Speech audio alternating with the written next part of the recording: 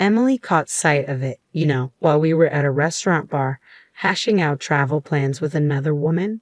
Oh, I could see the realization dawning on her face. Yet even when confronted with evidence of his infidelity, my husband Donald refused to drop his defiant demeanor. In an instant, the foundation we'd meticulously built over 15 years crumbled. In this modern era, I found myself relegated to the role of a full-time homemaker, residing with his parents just as we had done year after year. Sacrificing the job I cherished at a publishing company where I once found fulfillment, I now spent my days shuttling between hospital visits with my parents and orchestrating meals to fit everyone's schedules. My existence mirrored that of a glorified housemaid, devoid of personal time. The only sanctuary I could claim was within the confines of our bedroom. Despite the spaciousness of our abode, I felt suffocated by the demands of this life. Yet I had chosen it willingly, driven by the desire to be by my husband's side. The thought of leaving never once crossed my mind. So when my adulterous husband nonchalantly suggested divorce, I found myself speechless, more dumbfounded than enraged. This is the tale of Sophie Johnson, turning 40 this year, bidding adieu to the husband with whom she'd shared 15 years, and embarking on a journey to rebuild her life from scratch. It all commenced 2 months prior, on the 25th, a date earmarked as payday for him, toiling away at an electronics manufacturer. Typically, his earnings would find their way into our joint account from which I managed our monthly expenses, doling out an allowance to him. However, on that fateful day, his salary failed to materialize in our shared coffers. I brushed it off initially, attributing the anomaly to a mere glitch. Yet upon his return home that evening, I broached the subject with him, only to discover that he had redirected his earnings to a personal account. "But what about our bills?" I implored, bewildered by this sudden deviation from our established routine. He shrugged off my concerns with casual indifference, assuring me that he would cover whatever expenses arose. His back turned to me, he proceeded to undress, a tangible barrier erected between us. Questions swirled within my mind. Why the secrecy? Why the sudden distrust? In our decade and a half together, we had never encountered such a breach of transparency. We had diligently saved in our joint account, rendering any delays inconsequential. Yet here we were, grappling with a rift born of financial autonomy. As I attempted to reconcile his actions with our shared history, he lashed out, his words dripping with disdain. "It's my hard-earned money," he spat, dismissing my concerns as unwarranted reproach. In the ensuing weeks, our discord intensified. His nocturnal absences grew more frequent, his excuses increasingly flimsy. The harmony we once enjoyed dissolved into acrimony, leaving me to ponder where it all went awry. As the days stretched into weeks, I found myself shouldering the blame, questioning my own inadequacies. How had a seemingly innocuous incident spiraled into such profound estrangement? Then, one day, it all came crashing down.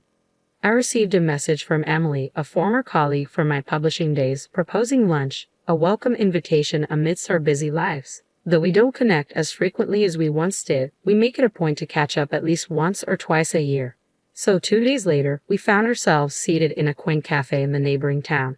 Our conversation drifted to the recent transition of my in-laws into a care facility, a topic that weighed heavily on my mind. Emily listened attentively as I recounted the adjustments and challenges of this new phase in my life.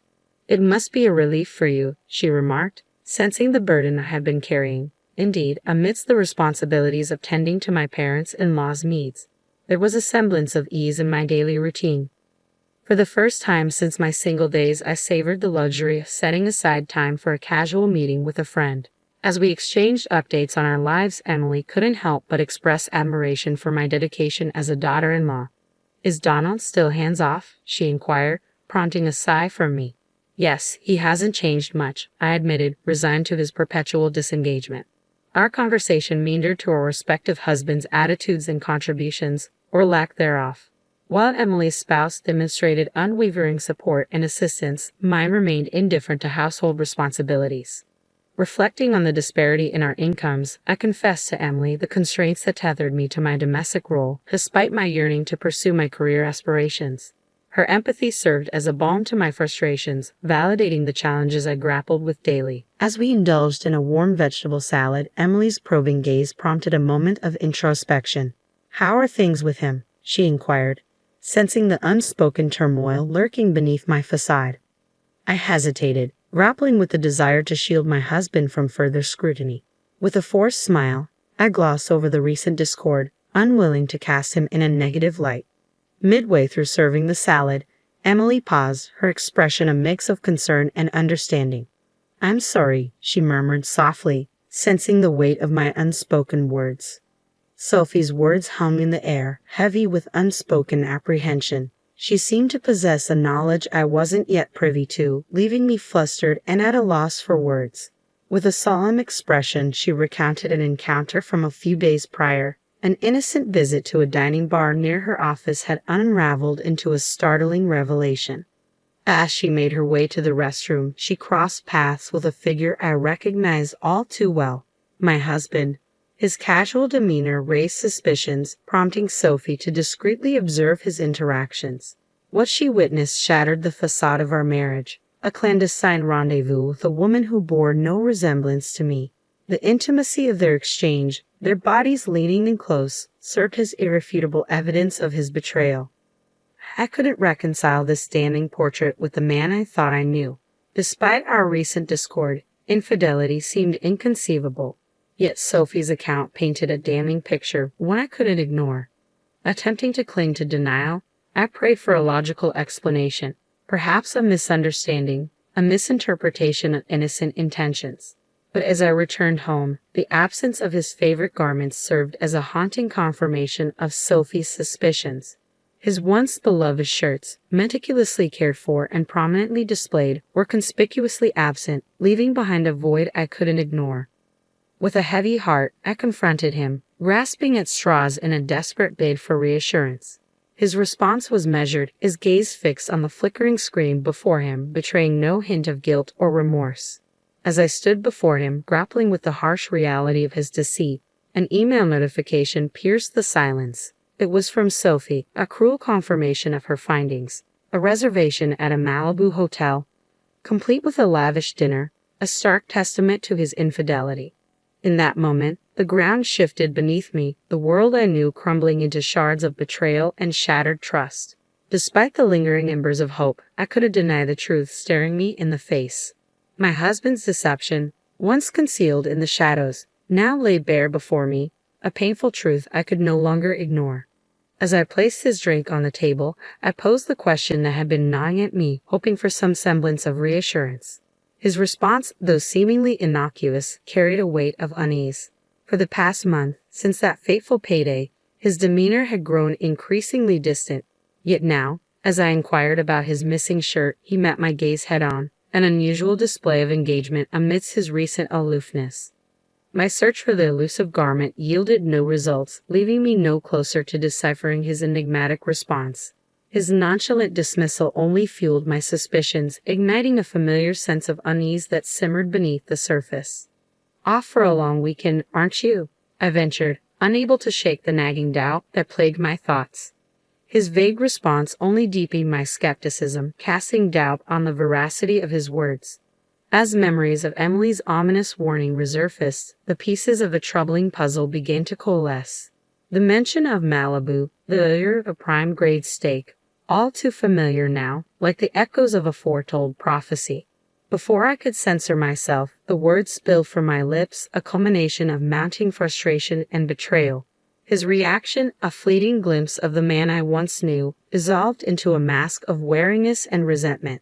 In the ensuing silence, punctuated only by the hum of the computer, I found myself engulfed in a maelstrom of emotions.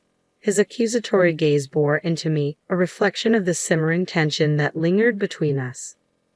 Rummaging through a room in a desperate bid for answers, I grappled with the painful realization that some truths were too painful to confront. Despite my efforts, the evidence remained elusive, flipping through my fingers like grains of sand. As his words hung heavy in the air, I couldn't help but wonder what else lay hidden, leaving me grappling with the stark reality unfolding before me.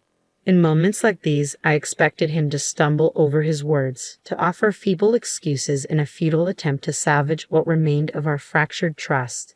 But instead, his response was callous, his demeanor unyielding as he met my disbelief with defiant silence. "What's the point?" he retorted, his words laced with contempt, leaving me reeling in disbelief. As he hurled accusations my way, I felt the weight of his words like a physical blow, my head throbbing with the strain of it all.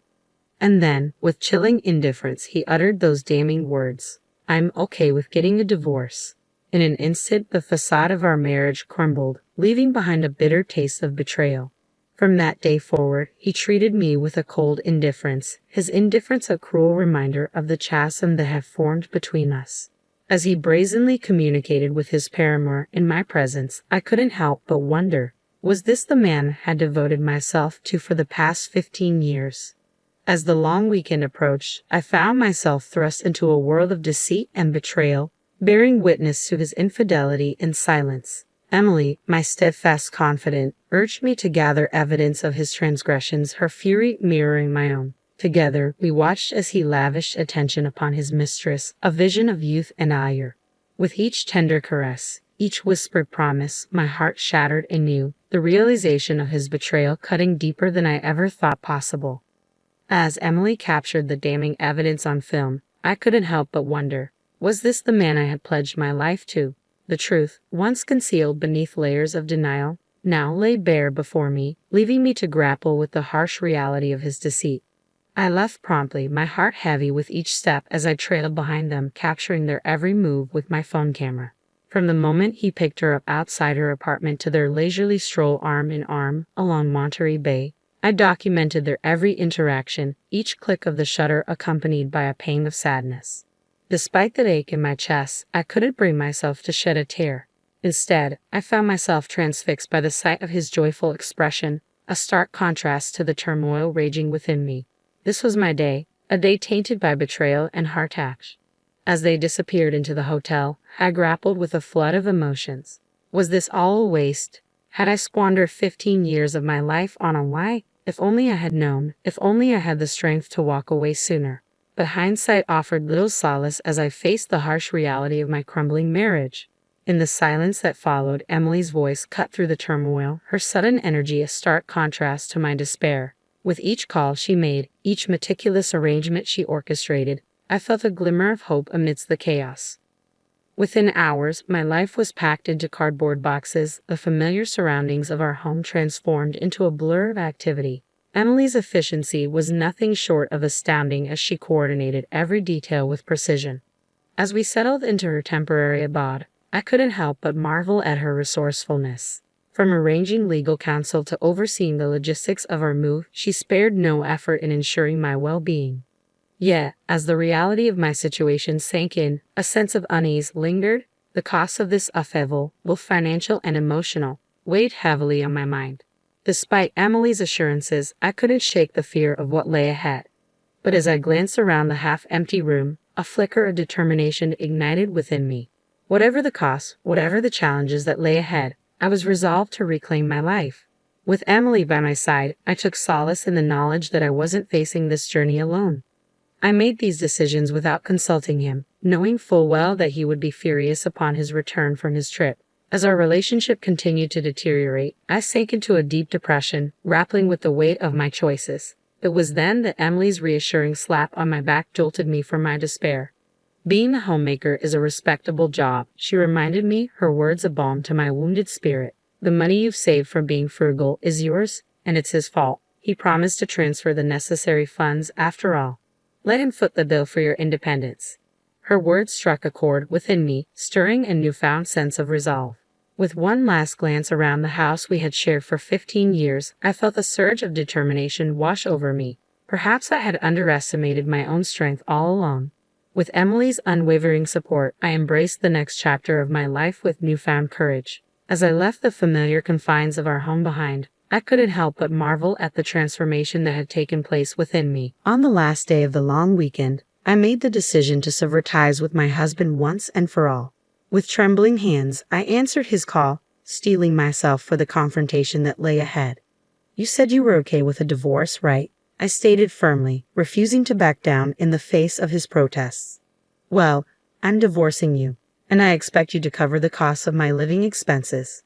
His angry retort only fueled my determination as I hung up the phone, cutting off his attempts at reconciliation. It was a moment of liberation, a final act of defiance against years of subjugation. In the months that followed, I navigated the complexities of divorce with Emily's guidance, securing alimony and living expenses to support my newfound independence. Despite the uncertainty that lay ahead, I found solace in the knowledge that I was finally free.